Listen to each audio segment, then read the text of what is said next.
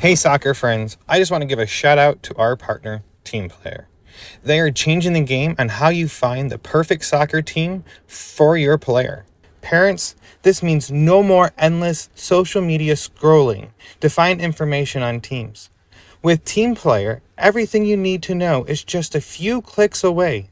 It's simple, straightforward, and lets you find the best coach and team for your player without any of the usual headaches.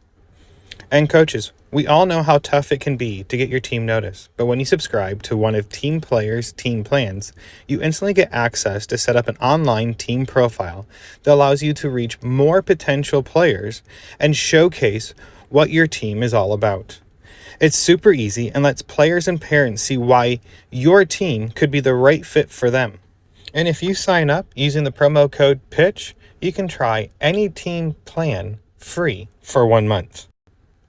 So whether you're managing a team or searching for one, come on over to www.teamplayer.us. That is TEAMPLAYR.US. And come give Team Player a look. Family-owned Soccer Innovation is your go-to source for top quality equipment. Whether you're a player, a supportive family member, or a dedicated coach, they have everything you need to elevate your game. For players, their innovative equipment are designed to boost your skills and performance on the pitch. From their agility cones to their portable goals, they have you covered. And family members, they offer durable equipment that's built to last because we know your support is critical to your player. Coaches, trust me, they can provide the equipment you need to run effective training sessions and shape the next generation of soccer players. Visit Soccer Innovations at soccerinnovations.com to start elevating your game with them. And if you use the code PITCH, PITCH, you can receive up to 10% off your next order.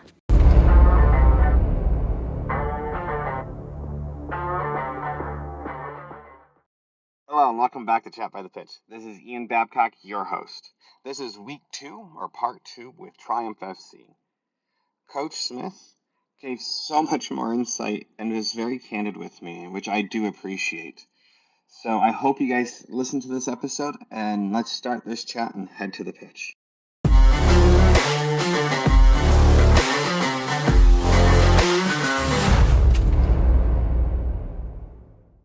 That brings me to the next question. Like, you're talking about the technical side. Do you guys use game film or the technology? Do you guys hedge technology to your advantage to show technical? I know that it's giving up field time and things like that, but that's... We definitely do. Before I go on that, I did want to catch up on one point that we talked about earlier. So I'm a bit like you, I do go off, but we talked about the correct running technique and everything else. So I used to work for a club called Oldham. Way back, I used to be their chief scout. I used to do all reports for the first team. I wanted to do it because it made me watch footage, and that's what I was just talking about. I used to go along to watch a lot of games about the opposition. So I used to have to break it down how we could, as a club. See, I was down in the south. Oldham are up in Manchester area. That's where they are. They had a manager, head coach called Andy Ritchie, who used to play for Man United and Leeds. Still great guy. I still speak to him to this day. But he talked about that someone come in to try and teach the pro players how to run correctly. And I said, how did that go? And I won't use the exact words he used because I'm not going to swear on the... He said it was useless. He said they could teach them all day long how to run correctly. He said, but when you've got a 6'5" centre half trying to push you over and you're trying to tussle for the ball, running correctly with your hands, knee to hip and all like this doesn't mean anything. He said it's useless.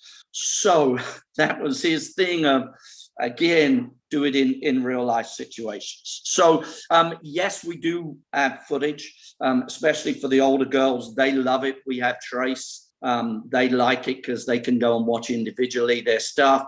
I will normally watch our games on Monday morning, pick up on a lot of the stuff that I think we need to work on, breakdowns.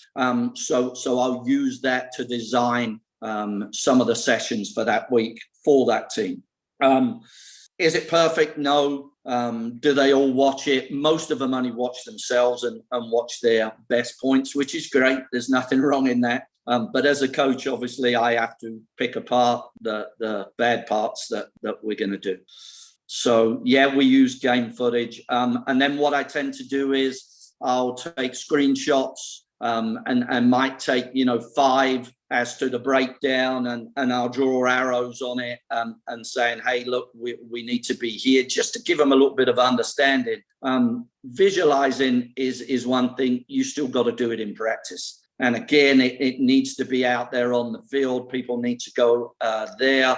That's great if you get it. With older teams, there's always something going on. And, maybe one player who's made a mistake cannot be there for whatever reason. And so now, your session isn't quite as good as it should be, whereas if it's a college team, it's a little bit different.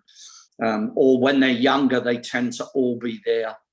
Not saying anything against the older kids. They just have so much going on. This is the conversation that we have in our house, is talking about all going on, is that we're still at the age where kids are still playing multiple sports. And I'm an advocate for multi-sport athletes. If you talk to any pro football player, baseball player, they all played multiple sports. And that's why they are very successful. I feel some of them. I mean, if you look at Patrick Mahomes up in Kansas City, he had a choice between football and baseball. I mean, he had a full ride for either one. He chose football. Yeah. I feel like that's something that is hindered in the soccer community. I don't know the rest of the country, but in Texas, you sign your contract, you're really saying like you're not devoting any other time to any other sport. And I feel like that hinders athletes. It's all about the player, I feel, and what the player wants. And I feel like we as North Texas, we really hinder our players to being great athletes. I was just watching about Peyton, that played for last name's Peyton, Walter Payton's son, just the other day. And he said soccer taught him how to be a better football player. And he never picked up a football until he was a freshman. He wasn't getting the looks he wanted in soccer. So he picked up a football and got a full ride scholarship to go play American football. But he goes, how he was able to move his body playing football all came from soccer.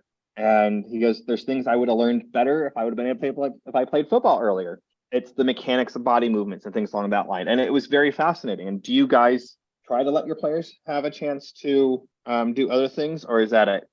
Absolutely. And funny enough, I just lost on my 2012 goals. I've lost a player that she chose softball. She said, her passion wasn't soccer anymore. It was softball. And she went to play softball, loved the kid, would have loved to have kept her around, but she was doing both. I really like kids playing multiple sports, as long as it doesn't, then they're not missing practice. Now, she used to leave practice 15 minutes early to get to softball. Hey, that's good. I have no problem with that.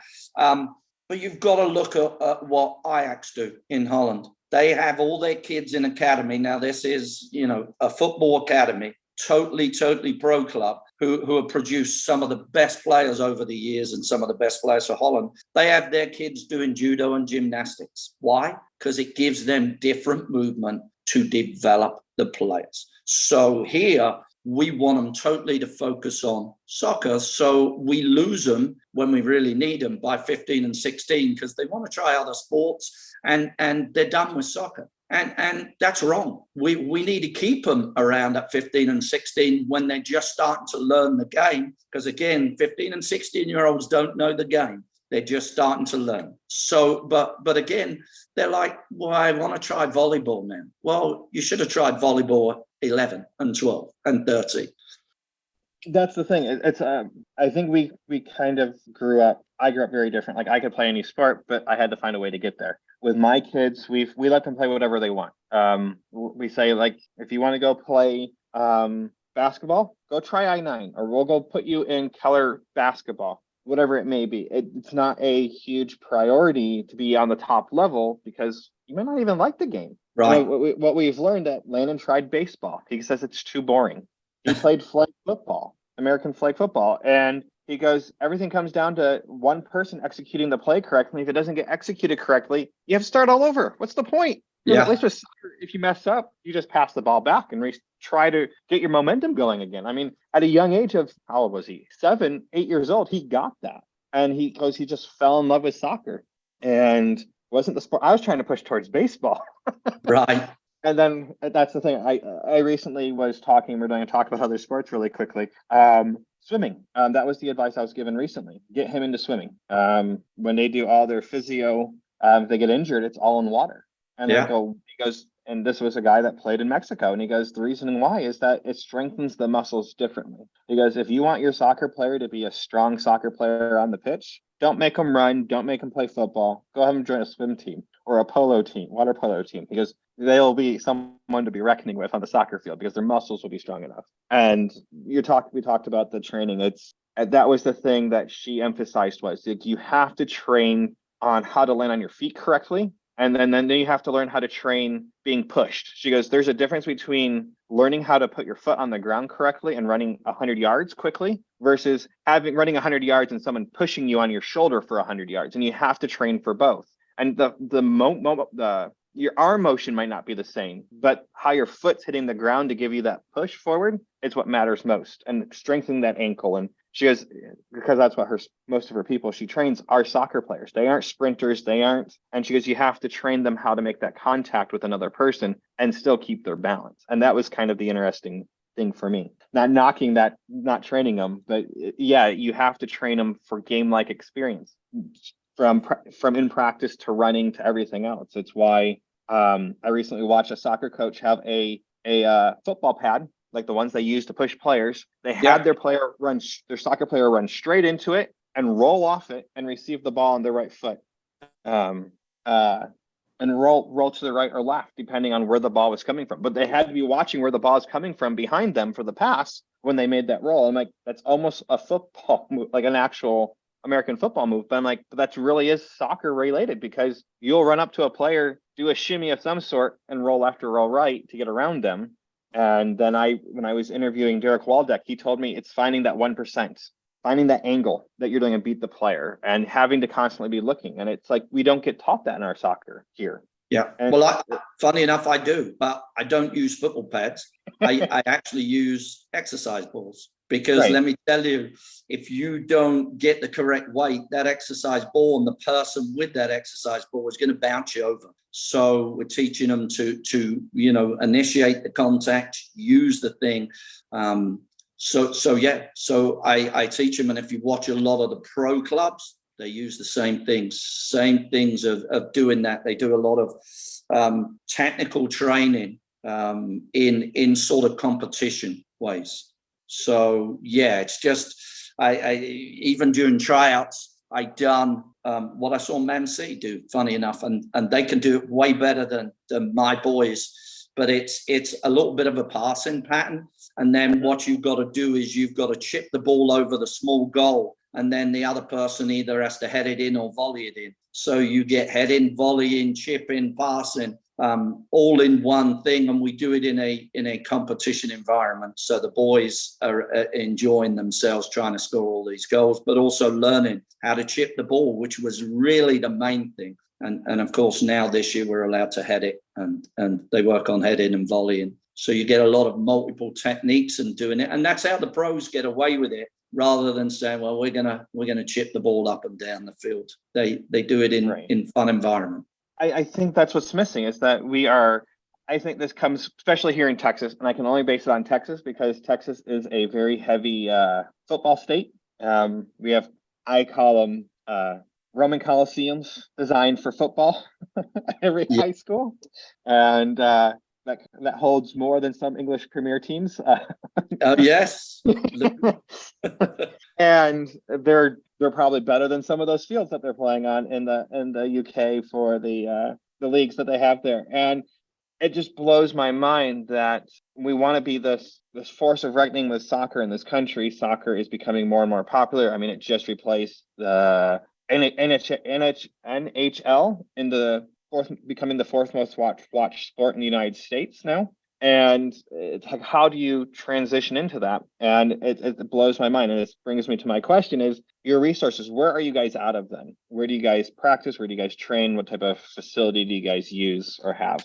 Yes, so we're out of the colony now. Originally, I started in Coppell. I don't want to go too much into things went on Capel, but we sort of got pushed out of there. Then we went into Louisville. And now we're based in the Colony. We have a city-owned field. We lease it a year at a time. We've been there 4 years. We have our own lights there. The city allow us to do what we like with the field. They just they keep it and maintain it. I do a little bit in case things are not good. But we bought generator lights, so we have our own lights. And we sort of look after it. So it is ours. It has a parking lot right alongside it. It's right by a school. We have our own porta potty out there. So we're self-sufficient, totally. We also have a storage trailer there where I have lots and lots of equipment. So being a non-profit club, if we have any money left over, we tend to buy equipment. We have goals, we have hurdles, we have poles, we have lots of small goals. We have mannequins. Mannequins, gosh, I must use mannequins at every practice, and the small goals. So we're a club that I think is definitely, and you talk about the parents. I think we have a good relationship with our parents. We're very much a family club where I listen to parents. Now, not all parents have idiotic things, that it might sound idiotic to people that are uneducated, but doing this 21 years, some of the questions that the parents ask or complain about, some of them are quite valid. So I don't ever bash the parents, although, when you lose kids for the wrong reasons, you tend to be not understanding towards them. And that's happened this summer. They'll find out sooner or later that what they had was excellent and where they're going is not going to be the best. But hey, that ain't my problem. So resources wise, we're also based out of Wiley, and we're also based out of Dallas or Wiley Murphy area. We have coaches over there. Again, we're not looking to try and grow to this 40-team club. We like being who we are. It's easily manageable. We have one lady who does all our admin. She does everything. She is phenomenal. Without her, the club probably wouldn't run. And her son played on my 93 boys. She has no dog in the fight anymore. She just loves doing it, and gets a little bit of pocket money. Not that we pay her enough. Now, you mentioned not having a large team, so this goes back to philosophy for you guys, I would assume. Would you guys feel like, I guess I'll use Wilco with Dutch FC. He told me it's like you really want to have about 2 to 3 teams per age group, because if you have anything more than that, you lose something along the way. The farther away you get from that first team, the more you lose. Yeah. And that each squad has their role, and they're within that.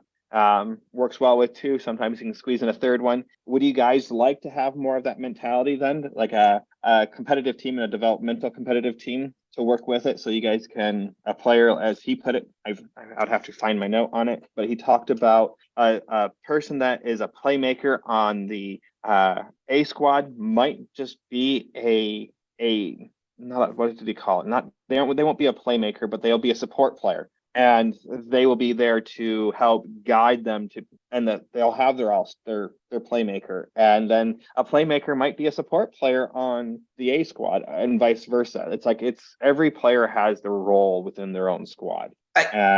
Yeah, for sure. I think that having 2 teams, going down to a third, then you run in, and even having 2 teams in the squad definitely is beneficial. The problem is, that starts leading into issues. Why isn't my kid on the first team? My kid's as good as that player in there and everything else. Well, of course, you can always bring them up and show them that they're not quite right, but then that doesn't quite work. But I definitely think there's support for 2 teams. Let's say an A and a B team, for sure. Or even having two A teams that can help each other under different coaches and for different reasons, Because I think that brings me to my question, is because I feel like coaches here struggle. If a player, you have a single player, not the whole team, not 3 or 4. You talked about it earlier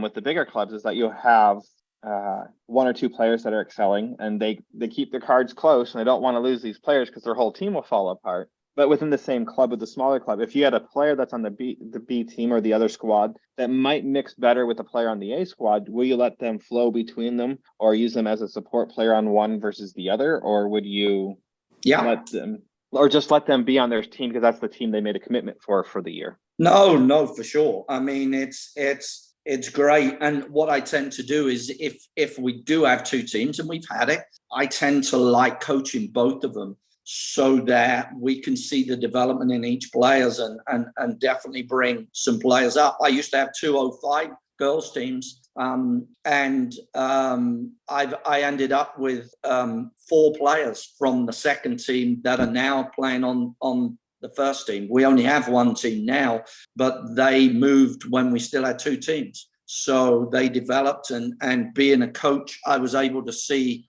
their potential and work with them and get them moved up, which is exactly what you want to do. So I do like having the same coach on both teams. Because then you're the coach that sees that potential, and you're the one that can develop them and get them and play them in a role that's definitely going to help them when they're playing, let's say, on the first team. But yeah, having 2 teams would be ideal.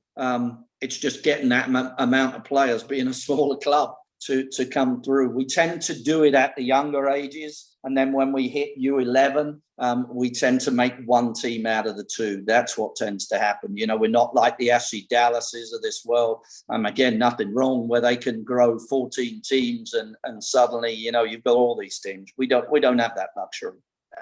And I'm not trying to bash FC Dallas because they are the MLS team in the area and they have their method to the madness. But the analogy I was given, the farther and farther away you get from the first team, the less and less gravity there is for players to stay or to grow. And so if you have 14 teams, let's say in the U15 age group, I'm sorry, but the best coaches are going to be in the top 3 teams. It doesn't matter how big of a club you are, or if you're FC Dallas. A great coach wants to be the top 2 coach in a club. And when you have down to the 15, how do you advise parents when they're chasing the badge versus the development? What advice would you give parents when they're looking at that stage? Because I feel like if parents are honest, that little Johnny or little Susie are not cream of the crop yet, but they have a chance to be. How would you advise them when they go searching then? Well, it's ironic. Way back on my 03 girls, who eventually turned into 02 girls. My team manager's daughter there, I won't name names, but she was on the small side, didn't always get a lot of playing time. And I said, look, you've got to stick with it. You have to stick with this. She is going to be a phenomenal player by 15 and 16. Of course, the parents got frustrated. They wanted more. When we went into the age pure change and we had to go to an 02, she stayed in the 03 as that was her age group. Well, guess what? She ended up captain in her high school, ended up going to college, and everything I told them was true. I'm still very good friends with the parent. I went and watched her play in high school. But of course, they don't believe you at a young age that hey, they want more. It's sort of hollow. What can I say? Hollow. Conditions for them. They only look at their child and don't look at the long-term benefits of. Don't worry, once she gets to 15 and things start evening out and she starts growing, she's going to be a phenomenal player. They're just and that is probably something that's wrong here, not on the parents' side. They're paying a lot of money. And right. When you're in Europe and all these other places that don't pay a lot of money, you see a coach telling them just be patient. It doesn't matter. That's good. When somebody's paying $3,000, $4,000, $5,000, they want their kid to play. They don't want you telling them, don't worry, they're going to be a good kid at 15 and 16. They just so that's the thing. I was just glad. I knew the kid was going to be phenomenal, and she was. And I think she is I want to say she's playing at Arkansas. So that brings me to the club side is, do you have parents that come in and this is kind of the side I haven't got to yet on my podcast, is to come in and talk about the club. To come parents that have had players that play for you and says like, look, this is what we were told X years ago. This is where our child is today. Like you said, she was on the smaller side. Give it time, give it time. And by 15, she started to accelerate. Now, that being said, I feel like this is what's missing. It's that we don't have those stories here being shared enough, even with the smaller clubs. I think if you had that angle where you have a testimony of a parent saying, look, I stuck it out for 6 years here. We may have had a couple of different coaches in the time frame, but they all told us the same message of give it time, give it time. Yes, we're paying a ton of money for this, but this is what happened with our player. Because we found the right coach, we found the right environment for our player to develop. I think this is what's missing. And I feel like smaller clubs have the upper hand with this because, like you said, you're still in contact with them. I think coaches that have a great impact on their players and the families will do anything to help that coach. I mean, I only have a 9-year-old, but any coach that my son plays for that I have faith in, I'll bend over backwards for to do anything I can. And I think you're right. I mean, we don't do enough just purely, and that's based on mine, just going back to the word development and the teacher thing. You don't go into the school and say, are you going to teach my kid? Again, it goes back to that development. So my job is to get them, first of all, is to get them into high school and playing in high school, and then get them into college. We've got many kids in the college. I don't sit here and post all over social media, oh, we got this kid in the college and this kid signs, because that's what I'm supposed to do.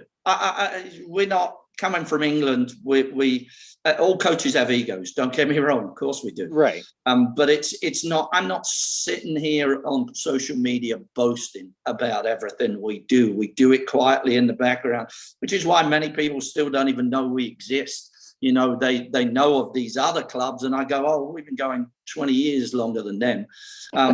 And so they're like, oh, never heard of you. Well, that's because you've never bothered to look out for us. And I don't stand there on social media and boast about everything we do. I had a kid, and I have loads of successes with kids that have been in college, but or one of the kids I got out of Denton Rec, trained her, and she done really well early on. And many bigger clubs try to recruit her. But I talked to mum and dad early on that, listen, stick with me. I'll develop her. She'll get where she needs to be. She went and played in Southern Miss for 3 years, graduated with honors. She's now a doctor. Absolutely phenomenal. And they just said, everything you told us would happen, happened. And again, we don't use her as a success story, but what we used to do is we used to put a newsletter together. So I got her to write about her daily occurrences in college, so that when people say, oh yeah, I want to play D1, that you read her notes and everything else and realize she was getting up at 4:30 in the morning. She was getting ready for the day. She was getting, to practice. She was doing that. She would finish practice and then she would go to her thing. People need to understand it's a lot of work if you're going to play at a D1 college. That was the conversation I've had with a lot of people. One of the coaches I actually really liked, where I got my idea for my podcast, was actually Keaton Barclay, and he has his own podcast called Down the Tunnel. And he interviews coaches and players from all over the country, and actually all over the world.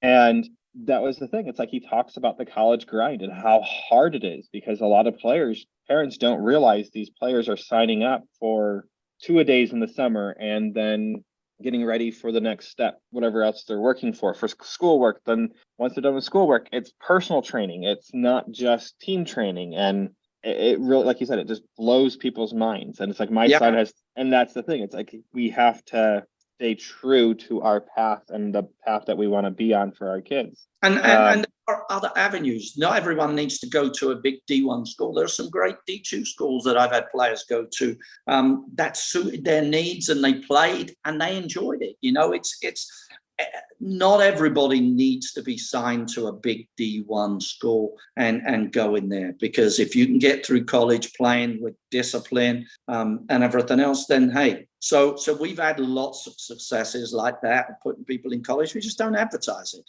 You know, I got to tell you, a lot of my '05 girls or '06s before the age pure change are still playing and playing at ECNL level that I trained from a young age. And again, had I not put those foundations in place, they wouldn't be playing ECNL. In fact, the bigger clubs didn't want them because they weren't kids that showed up in anything. But that makes me proud because U7, I think 3/4 of the team are still playing, and it's phenomenal.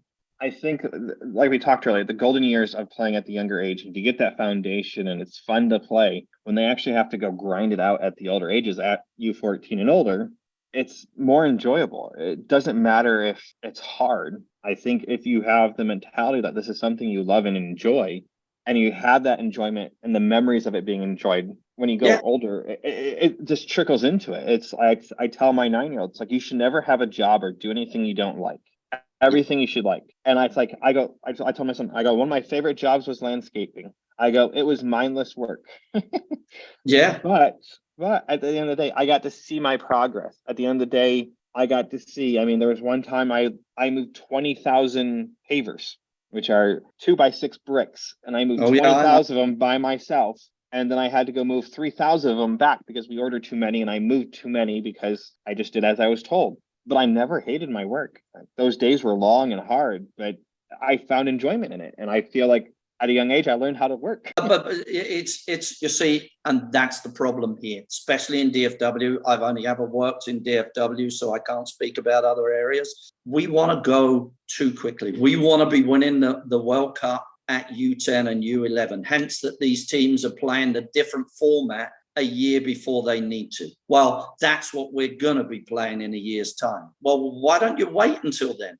You see, and so we're killing the fun for these kids. And when you kill the fun, by the time it gets to the grind and they haven't had the proper coaching at 15, the amount of stories you hear, oh yeah, my kid was really good, but they quit at 15. Yeah, that's probably you was in with the wrong coach who didn't make it fun. And so at 15 and 16, when your kid's not very good anymore because they didn't get the right coaching, you now want to quit. Or you're behind everybody else because the people that are, were developed at other clubs are now overtaking you. So we don't allow too much. And again, that word development gets thrown out here. Coaches aren't allowed to develop like they should be. They should allow the kids to play, like you said, be creative, make mistakes, let's laugh. The amount of people that come to my practices and go, it's so refreshing to see the kids laugh and joke. I go, are they not allowed to? It's ridiculous. Why aren't they allowed to laugh and joke at practice? If they're working hard, why can't laughter be part of it? Everyone wants a robot. Everyone wants these kids. And this is where we started to actually talk. It was, and this is where I feel like our culture in America, and especially in Texas, is that everyone wants that $5 trophy that you could go to the store and buy, and that 50-cent medal, and just so they can post on social media, or they don't want little Johnny or little Susie to feel the pain of not being on a winning team. I don't know how many times I've seen on social media, my daughter's team is not winning, but they're doing better job formation than my older daughter's team or older son's team that are winning. And I'm like, everyone's like, stay. And half the parents like, move because they aren't winning. I'm like, no. It's like, why do people are so concerned about winning league? And at the end of the day, the only thing in my mind as a parent that matters is that tournaments. You go to tournaments, you play in tournaments. Either you're playing in a tournament to learn something or you're playing in a tournament to win. And your coach should be telling you why you're doing this tournament and what the outcome goal is. Yeah. And I think like league play, like I really don't care if my daughter's team, I think have won 2 games out of 6 games so far this season, or maybe 7 games. And we don't care because we're watching her when she dribbles the ball up playing defender, her teammates coming back and covering. They aren't little cats herding little 4 kids all following the ball. They're spreading out, which makes it 10 times harder for them to actually play soccer when the other team is just ball chasing. Yeah. Well, it also goes in. It also goes back to how parents view it, depending on their area. Now, I'll tell you about a parent I had that lived in Coppell. Coppell was very affluent when I first moved here. Maybe it still is. I've long since been left from Coppell. My team was playing in D1, so she had her daughter playing on my team in D1 Girls Classic League when Girls Classic League was the only thing. There was no ECNL. We were in D1. She had her other daughter playing on an FC Dallas team that played in Plano Division 1. Okay, so we're all selling merchandise and yard signs and everything else. I go around her house once to drop something off. She has an FC Dallas yard sign up. Don't have a Triumph one. She has an FC Dallas one. And yet the daughter was playing at a higher level with us than the FC Dallas. So I realized then it was a status symbol. Oh, my kid plays for Solon. My kid plays for FC Dallas. My kid plays for Sting. It's more of a status symbol. Whereas if somebody says, well, my kid plays for Triumph. Who? Never even heard of them. Oh, well, we play in Girls Classic League D1. Oh, we're in Plano, but my kid plays for FC Dallas. That's the difference. It's a name. We can't compete that. No, you can't. But I always ask, what team? Like, what level? Like, what are you on? The first team, the second team, or the 15th team? Because it makes a difference. But like it doesn't. It does. That's the problem, and that's where I really wanted to come onto the podcast, just to make people realize that the badge on your shirt shouldn't matter. The color of your shirt doesn't matter to a college coach. College coach doesn't care who you play for. He doesn't care about your wins and losses, or she doesn't care about your wins and losses. They're only looking at you as a player and how you're developed, which is what I go back to. It's crazy. And that was the conversation I had with Matt Montaigne. He was recruiting at the colleges. And he says, if I couldn't go watch a player go play, could go watch them warm up. And if they were actually doing warm-ups correctly, that was, and he said it on the episode, it's like that was more telling of who they were as an individual than how they ever played, because we can always train them. If they had good work ethics to get ready for a game, I can only imagine how good they played in a game. And he goes, we can train you to be a better goalie. I tell my players that all the time, my older girls. People, college coaches will be watching you warm up. They want to see whether you're prepared for the game. And I always tell them when they, because, again, at the older ages, they're very lax in how they warm up. And they look at me when I get onto them, that you're not warming up correctly for the game. They're like, whatever, Mind you, when I warmed up, when I played, it was barely a little jog and a quick stretch on the quads and everything else. And then you played until I started to get injured as you get older. And then you start to realize that warming up is very important. But yeah, I tell them all the time. And that goes back to the whole badge thing. It's like, if you look at some of these kids and that are out there playing, and this is where I actually ran across you. It was commenting on someone's post on social media, and it was me. I saw that you liked my comment, or you commented on it, and it really made me think. I am tired of the mentality of, like, we talked about development and what you guys actually do with development, and the coaches don't look at what badge you're wearing. At the end of the day, you're just a number. Do you fit the profile that I need for my squad right now? And your profile could be everything from 2 through 11, and great, they're going to take you if you have that profile, just because you're a utility player. But that's the problem, is that we get so heavily focused on, if I go play for this club, that I'll get looked at more. Yes, you may be looked at on a national level. And this is the conversation that I had with the guys that I recorded last week, was, how do we change that? How do we make excluding the smaller clubs from being able to play in ECNL? Well, I found out how much it costs to have a team in ECNL recently, and I about died. And how these bigger clubs are really paying for it through the other teams that they have within the club. And it's not fair to my son that has to pay for fees for the teams that are playing on ECNL. Maybe $10 coming out of our monthly fees, but why should I subsidize these other teams' fees? And I don't think parents are realizing when they go play for the larger clubs, that's what's going on. Yeah. And this is where the conversation moved to, and this is where my brain was racking, because you probably know him, Skylar Simmons.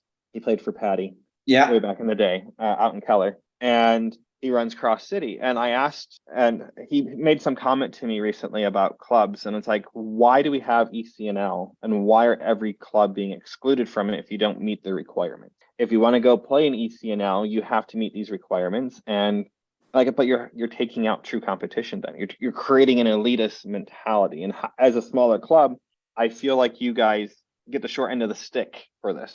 Always, but it's I have no problem with that as long as ECNL just stuck to ECNL. But then they added ECRL, then they added other leagues, and so now if you're excluding everybody, so again, I won't name them, but there's a club there that'll say, yeah, we have a roster spot for you. So you sign the contract, you have no clue which team you're on, and so you could end up on the 8th team and not what you tried out for. And you've already signed the contract, and that's wrong. So I have no problem with ECNL being an elite league, and let's say let's do one for the boys, but then leave everything else alone. Girls Classic League was incredible back in the day. If you made one of the 2 divisions, you've made it. And I love that thought. And then, forget that the best players have gone off to ECNL. That's great, because that's where it should be. But we didn't stop there. Let's create DA. Well, that was a failure because they all wanted the teams to play the same way, and ridiculous. And now your own soccer federation is cutting out creativity because you've got to play the same way as the national team, 4-3-3. Oh my God. So yeah. But then then that goes away. So now we got GA for the girls. We got DPL for the girls. We've got ECNL Regional League North Texas. We've got the new MPL league because MPL is still around, but anybody gets in there, and so the new one's club based, and then we have all these leagues, and there just isn't the amount of players. There just isn't. Hence, that anybody who you talk to went through tryouts. Let me tell you, if they got a team, I applaud them this year. There are many teams that fell apart just because they couldn't get enough players. And the big clubs are just cannibalizing it. Of course they are, because they have access to all these leagues that everyone wants to be elite. Going back to that parent who refused to buy a Triumph yard sign and yet had an SC Dallas yard sign. It's because everybody thinks they're elite. Listen, there ain't enough elite players. There certainly ain't enough elite coaches. then we've got way too many elite leagues. I was told that we have an elite issue in this country. The word elite doesn't mean elite. Everything is elite. And this is where we can have a sidebar conversation later on it, because I feel like we can ramble on for hours on this. But going back to Triumph more. Now, how do you guys recruit for players? Is it through social media posts? Is it through word of mouth? Obviously, you're talking to me. It's a little bit of both. Obviously, social media has taken over. So as you see, I'm very active on social media. I like to be very honest on social media, whether it's the politically correct thing to do. I answer exactly how I believe it. If I, just like I said earlier, where I think every coach is cutting corners in development, whether they tell you they are or not, it's we're having to do that. So social media is a big thing. I love Team Player and what they've trying to do. I think that in 2 years, Team Player will be the way to go. Is it good now? It's pretty good now. Has it benefited us? Not quite as we would hope. Let's put it that way. But it's in its infancy. So everything now, for sure, is social media. I mean, years ago when I first started this, you had to put an advertisement in the pitch to advertise your tryouts and everything else, and then the pitch got sent out. It was a publication, and people looked for you there. That was it. The pitch is still there, but it's online now. Nobody advertises in the pitch. Everybody's advertising for tryouts for the next dog, and we've got pre-ECNL leagues and everything else. I mean, how can you be pre-ECNL if you don't even have ECNL as a club? I mean, come on.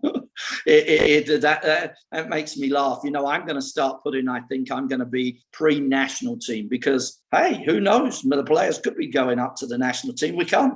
Yeah, it's silly monikers that we put on our teams instead of people looking for coaches. But again, it goes back to people are looking for the next elite league. They're not looking at the coach. And so they miss the whole side of development. Hence that we're still, and again, I talk about this region. I don't know how it is in other regions. It's why we're still lacking in development. Now, people will say, oh, no.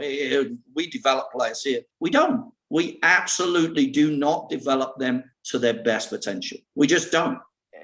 I know you said you can't with private training. I feel like my son has a private lesson, but it's more learning how to properly take that proper first touch, or how to control the ball, or proper striking the ball. Right. And it's all about the simple fundamental things that are not being taught in practices, because sadly coaches can't focus on that because it's all being missed. And they have to live up to this, and they have to live up to this expectation of my player must be X, Y, and Z. Well, my son just went through about a 3-month great time to go through it, tryout time frame, where the lack of internal hustle was missing.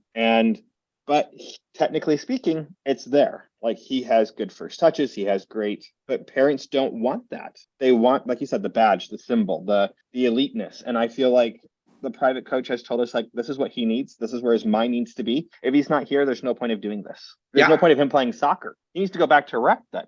Well, I totally agree. And in some ways, the private trainer, absolutely. I used to do a clinic of shooting and finishing, but ball striking, how to teach them how to ball strike. And a lot of those kids that come along were my 05s that are all playing ECNL. And people are like, where did you learn to strike a ball like that? Well, of course, I used to teach them. So you're exactly right. I try and do it with my players now. But again, teaching a kid how to strike a ball every week becomes boring. It's tough unless, we do it. We probably do it once a month at practice, but I also put it into fun things where they'll have a ball on a cone in front of them. And so when the kid strikes a ball across, look, I can get a touch. And if I can knock the ball off before you can hit it with my first touch, now we're working on first touch as well. So again, I try and do it in a fun environment. So the private trainer definitely has, some part to play. I just don't like private trainers, one that are working on, a speed and agility. Okay, how can you do speed and agility? We already talked about that. Physical speed is only one thing. Right. How are you working on anything else if it's just you, and not making decisions? If you're just doing dribbling the whole time at a private trainer, how is that benefiting you? Just dribbling around cones. Cones don't move. So, right. Again, I was going to say, there are parts there, but if you're going to a private trainer that is teaching you that week in, week out to dribble around a cone, it's no wonder they struggle and you're throwing your money away. And that's why I always laugh when I see these kids that have the dribble up and all these new systems, like the dribbling mats, and like how they do like the V taps and V movements. And it's like, I find it funny because my son will go to these soccer camps and these kids can do phenomenal footwork within a 3-foot range of themselves. But outside of that 3-foot range, as soon as they get applied pressure, they lose the ball. Yeah. And it just blows my mind. Like, parents are not seeing, like, oh, my kid can do all these fancy footwork, but as soon as pressure is applied, they lose the ball. It's great that they have the confidence, but if they can't move the ball outside that 3 feet, once they receive the ball, how does it correspond? And it's someone asked me, like, what do I think of the whole, I'm not doing a bash toka or anything because I don't know enough about it. I go, they're working in perfect environments and getting you hundreds of touches very quickly. Then you can get in a practice, but are they realistic touches? I go, is it a bad pass that you didn't get from behind that you have to pull forward? Or is it no, they're putting it to the right spot to your foot every single time on a perfect ground with no interference. Yes, it creates muscle memory, muscle repetition, but it doesn't create that creativity side that we're missing. It definitely doesn't create creativity. Now, my teams have done Toka as free sessions, especially when we got rained off. And I love it. Would I want them to do it week in, week out? No, once, twice a month, definitely good for them. Getting the touches, the repetitions, learning the correct technique for volleying the ball and all stuff like that. Hey, again, that's something I teach. Volleying the ball, all those little things. See, again, it's we're trying to put the most complete player out there. And it's not just one building block. There has to be so much. Like you said, when I use the yoga balls on one of the teams, the parents are like, what's he doing? They don't understand. That's all part of the building blocks of development and helping these kids along to understand, not just dribbling around cones. That isn't what we're doing. Right. And I think that's what parents want to go out and see. They want to see these kids dribbling around cones. They want to see certain techniques. It's game-like scenarios. I have a different perspective, and you have yours on private coaching, and but I feel like it comes down to who's doing it. I feel like there's a lot of private coaches that charge a lot of money, and I don't see it becomes repetition. It comes the same thing over and over again, and nothing new. It's not game-like. It's not changing. It's not, and it's hard to do that in the one-on-one session. But and I feel like that's where I feel like kids are missing that park time today, and that's a whole nother dialogue. So let's get back to the club. I will get there, but I did want to make one comment. So I just posted a comment on Instagram about this private group training. They're not here in the US. I think they're elsewhere. They got the kids going over cones and then volleying the ball back to him at chest height, the one that's throwing it in. Then he moves the cone, going over the cones, and then volleys it with his left, volleys it with his right, and everything else. So I just wrote, what is that actually teaching him? Well, it's actually teaching him to volley the ball back at a high level. So when it comes to him in the game and he volleys that ball and it's now to his teammate around neck height, what's the teammate supposed to do with it? Because that's what you're teaching him. So I wrote, why do you keep producing this rubbish, basically? And I haven't had a reply yet. I haven't seen anything there. But I don't know why people post this on social media and think it's acceptable.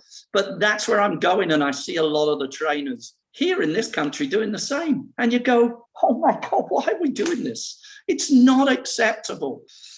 But anyway. And that goes back to the whole thing. It's like it's my big thing with Landon, my son, and this is the one thing I always ask the private trainers to work on is scanning. We go watch so much soccer. We watch so much soccer, all age groups. We went to go watch FC Dallas U19 play in the Generation Cup, and Landon we were there watching, and Landon's coach was there, and he goes, why didn't he do this? He goes, what did he forget to do? He goes, he didn't scan. So he passed the ball back immediately because he didn't know where the defender was. And he goes, yes, you're right. He goes, what do you need to do every time before you receive that ball? He goes, looking over my shoulder, scanning. And that's the one thing. It's like, he goes, you have to get at the young age. I'm watching all the soccer at young ages, especially U14 and up. And you don't see any of them scanning. And they don't start teaching it until they're 16, 17 years old. And it should be muscle memory by that point in time. It should not be being just brought into the game. And that is the one thing I realized that in this area, it's like, if you have a good coach, they force you to scan. You can actually train it. And there is an Irish guy, Ian McCaskin or whatever his name is, as lots of sessions on it that I like. I don't like everything he does, but it definitely helps. And so there are things there with different colored. So just imagine this, okay? And I talked about this on my youth license course with some of the coaches, and not his theory, but there are theories out there. Don't put pennies on them, put headbands on them. So now you see, you're not just looking for the color. You've got to look up and look for the colored headband. That is your team. So now you've got to look way beyond his body. You got to start looking up to see where he is. So one colored headband. So I have loads of them. And again, that's what we do. There are things where you've got to touch the floor with a colored wristband, certain things. That's part of his training, and the memories and stuff that go on there. It's really good, some of his stuff. But just little things like that. Like I said, take away the pennies, put on the headbands. You're already teaching the scan. And that's the thing. I feel like as a parent, like that's the one thing we talk about, because that's one of the things that he asked at a young age. Why are they always looking around? I'm like, they're looking for where everyone's at. And we talk about Messi quite a bit because I feel like he's a great example of this. He spends the first 5-10 minutes of a match not even playing the game, really. He is watching everyone, scanning the pitch, watching how people are behaving, how they're moving, so he can adjust his game. And I go, Landon, that's what you have to do, but you have to go into the game already knowing that. And he goes, how do you do that? I go, sadly, you have to sit in front of a TV and watch them play the game. Yeah, And I go, you have to spend time watching soccer, and especially your opposing team. I go, right now it's nearly impossible because you can't log in and watch your opposing team unless you know their information for the camera system they have. And at a young age, like, he understands this. It's like, why are we missing this at the older age groups? And this is the conversation that I feel like parents need to have with coaches, is like, how are you developing this? Like you said, you use headbands. I've never heard of that. Instead of keeping, the one thing that really made me think long and hard, Lennon's private coach said that you don't keep your head up, keep your chest up. If you keep your chest up, your head can't go down. right. And I'm like, oh my goodness, all these years I've been telling Lana, keep his head up. No, keep your chest up. And it's like, yeah. And I was talking to another coach, goes, that's how I do it. It's not keeping your head up. I tell my girls to keep their chest up. I'm like, oh, I guess never heard you in practice say that before. But all of his girls know that that's what they need to be doing. So we covered a lot of my questions that I've had. If someone wants to reach out to you guys, what's the best way of doing that? Probably through our website. We have everybody on there. That is www.triumphfootball, FUTBOL, because when we first originally put Triumph together, football, there wasn't enough real football on TV. So we had to use the Spanish term football. And so it's www.triumphfootball.club. That is our website. You can find most of our philosophies on the club. Everything else there that we follow religiously, like having the kids, can the kids play other sports? All the questions that I've answered are all on there. And you can find about us and find about me as a coach and everything else. We definitely get players referred to us. It's just, it's been a struggle this summer, I must admit. We've done well to keep all of our teams and add some new teams. This summer was probably not like any summer I've seen before, and it seems to get worse every year. But again, I think that's adding all the new leagues, of which, people don't understand that with our affiliation with Storm, we have access to most of these. The only ones we don't have access to are ECNL, because that's a closed shop. We have access to all the other leagues, and they don't realize that we play under a different name, but it's still the same team. Now that being said, there's one other question regarding with that. With all the other leagues and being able to have with Storm, do you guys have pathway programs done for players? I know that your main goal is to develop players. You said it right out of the gate, is to develop players for the next phases for college and whatnot. Do you guys have pathway programs with affiliated clubs that are more for the older age groups? Like some clubs have affiliations with teams in Mexico to I know that Villarreal has connections to Villarreal in Spain, but they all have their own unique thing. Yeah, we do. We actually do with another great coach, Reynaldo, who has just got back from Mexico. Funny enough, I just got a text and it reminded me I need to message him.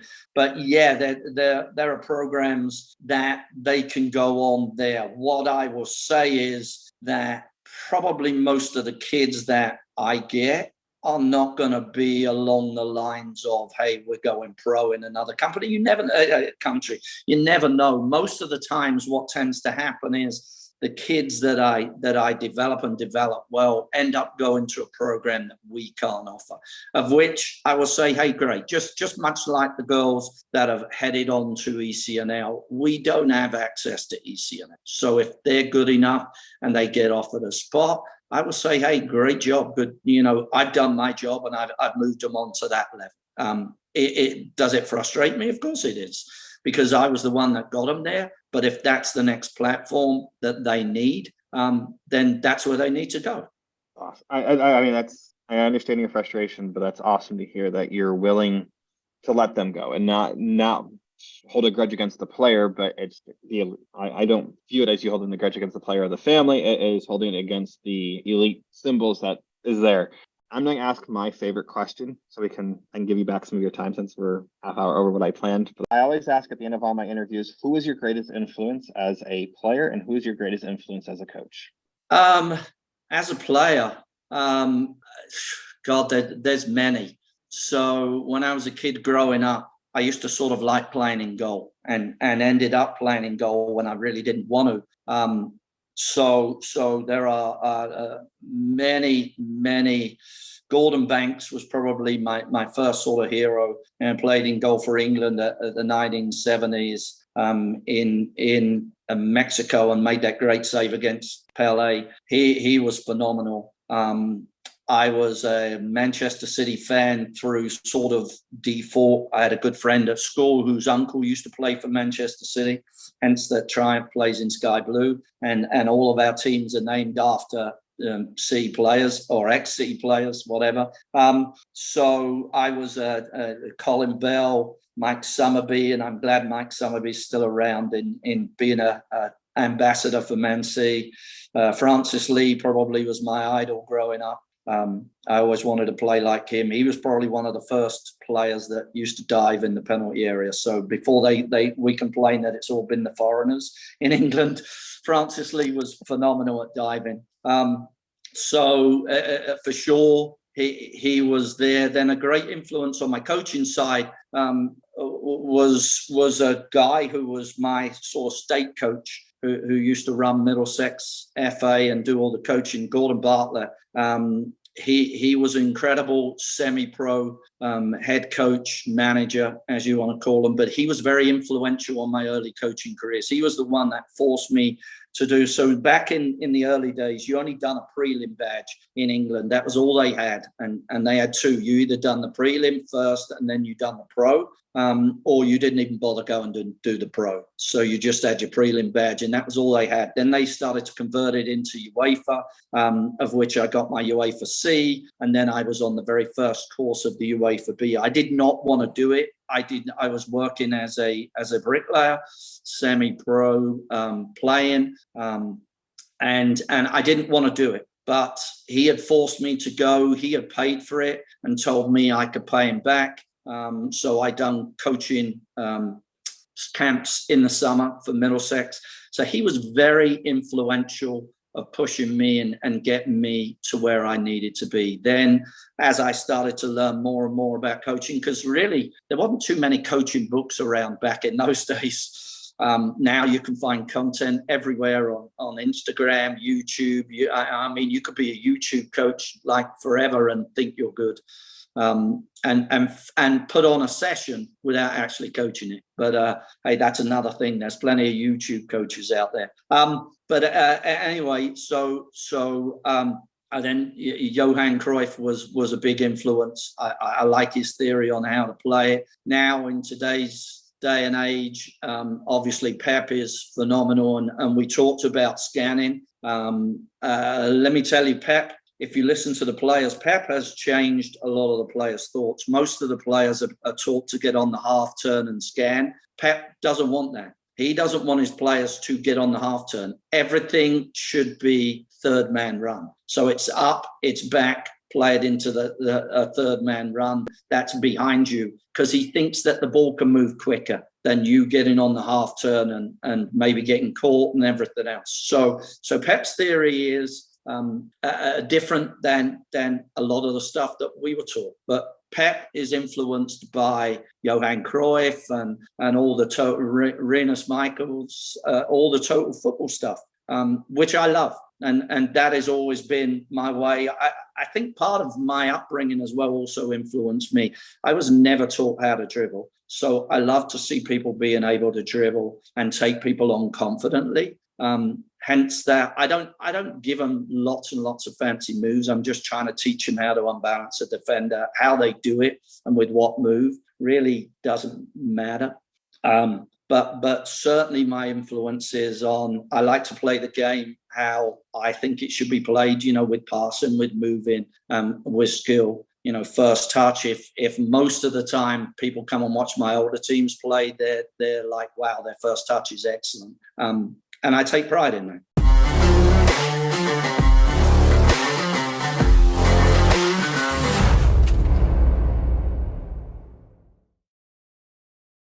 Hey guys, thanks for listening to this week's episode of Chat by the Pitch. This week, talking with Coach Richard. It was awesome. I feel like every week I learn something new, but there's an underlining message that I'm starting to hear. And I think you guys need to start paying attention to it And if you are listening to this podcast, I hope you guys are learning what I'm learning. The word development is overused and overutilized. Now, you might be wondering what I'm saying, but to develop a player means so much more to these coaches than just teaching the fundamentals. It's building a foundation, like Coach said. It's building the foundation, laying the concrete, building the walls, putting the roof, and doing things in the right order and not skipping steps. Now, as he is a smaller club, they do have ways of working their way into ECNL and all those other programs. As I have learned, these programs are very hard to get into, but these smaller clubs have ways of doing it. Now, I hope if you're in the area where Triumph FC is, check out their Facebook page, check out their website, listen to what they have to say. If you reach out to Richard, I know he will answer your questions. He's always answered all mine, and I feel like I'm a pest at times with all these coaches and everyone. But take the time to learn who these people are. Just because they aren't a big name, we should be proud of these small clubs, proud of who they are, and proud of what they bring to the Metroplex. Until next time, I'll see you at the pitch.